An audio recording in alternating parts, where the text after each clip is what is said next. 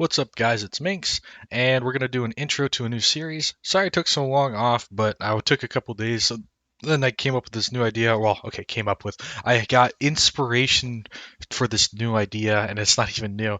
Um, and that's what we're going to be doing in the next few videos here. And this one I've already pretty much finished. I got to work out some sort of quality of life issues, but it's already done for the most part. So um, that is going to be Michael, if I could spell, Myers. And in this series, I know I'm going to be using this for today. It's an intro. We're not going to do any code. But for this series, we're going to be or we're going to be learning network structures. Work structures. We'll say structs for short. And what I mean by that is the interaction between the host machine that is also a client, because this is typically how it is in gaming, um, as opposed to maybe a web server where the server just interacts with different clients and it's not also a client. So, or a dedicated server that's not also a client. So we have a host client that also interacts with other clients.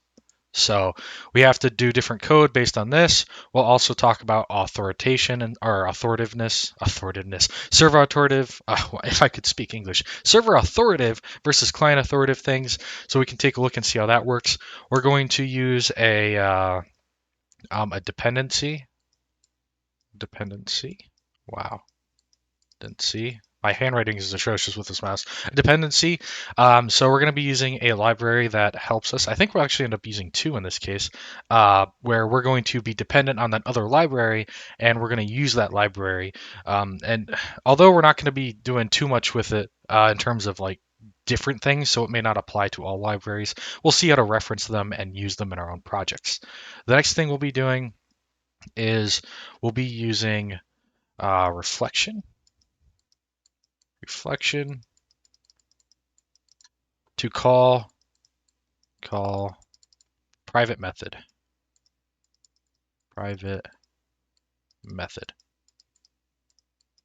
Not very good at that. So Michael Myers. It's going to be a game mode, so we're going to remove all the enemy spawns. Something about the way I like to, something about my ideas. I just guess I'm not interested in the monsters natural spawning. We're going to learn some networking, so we're going to communicate between server and clients. Now, the way that these libraries work it already has some built-in just like uh, stuff for networking that sort of forces us to already have um, a sort of keep in mind a network structure because we get to we have a lot of control that we wouldn't have in like a I mean okay we get a limited set of functions that clearly indicate what we're doing, and it's a lot simpler than a full if we had full control over the network system. So it's super easy.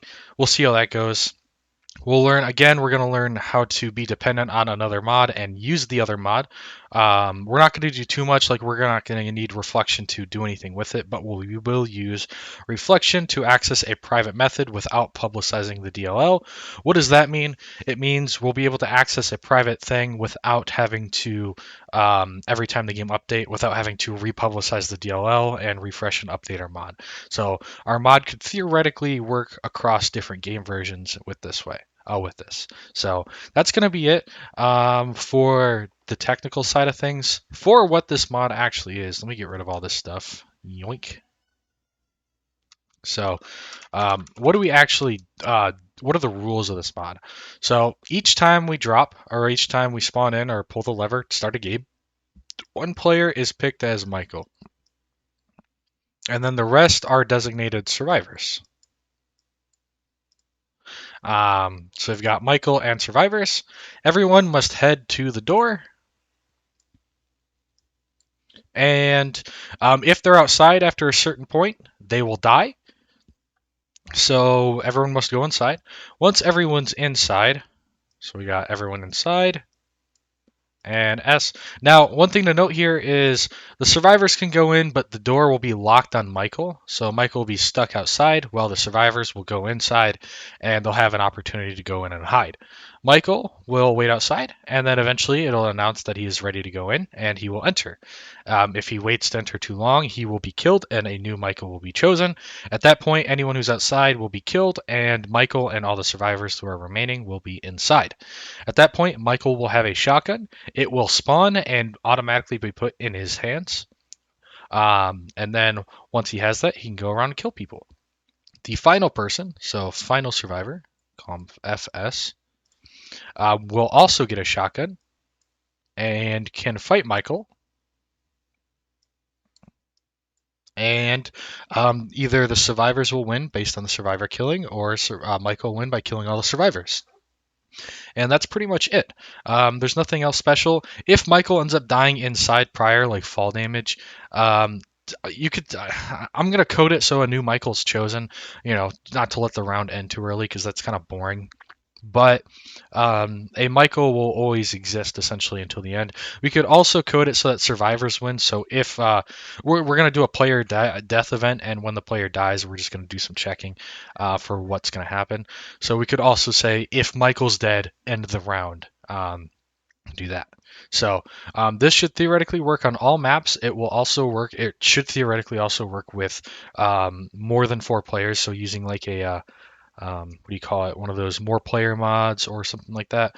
That's actually what it's designed for more like 1v10 or something like that because it's more fun, right? So we're gonna do all that in this mod. That's the rule set. We'll more clearly define them when we're in the code so we know what we're doing. But that's gonna be what we do. I'm probably gonna start that this weekend, so it'll be a couple more days before I actually start making the videos for this. So that's it. That's the intro video. We have a technical side and the gameplay side. I hope everyone's excited. I am looking forward to this. I don't like having my mods dependent on other mods, but I thought this one was too interesting to pass up. So we'll see how everything goes. Anyway, thanks for watching the video today and have a great day.